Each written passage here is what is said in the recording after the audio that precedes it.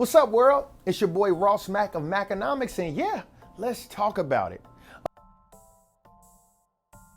A put option is a contract giving the owner the right, but not the obligation, to sell a specified amount of an underlying security at a predetermined price, called the strike price, by a certain date, called the expiration date.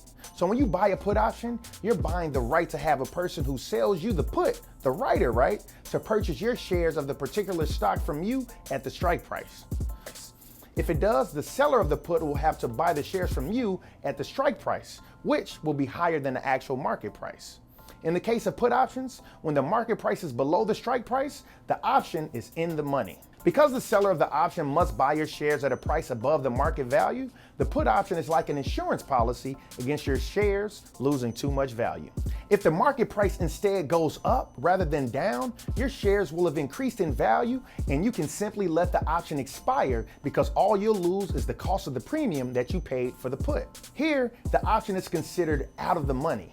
This is when the market price is higher than the actual strike price. Now, on the other side of the trade, there is a put seller. Put sellers have the obligation to buy the underlying stock at the strike price. The put seller must have either enough cash in their account or margin capacity to buy the stock from the put buyer.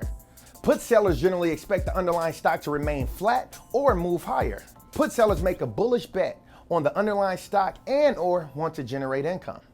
It's uncommon for a put seller to use a covered put strategy, as you might have seen with a covered call, partly because the put seller is the one buying the shares from the put buyer. A related strategy, though, is called a married put, where an investor with a long position in the stock buys a put option on the same stock, which can protect against a price drop.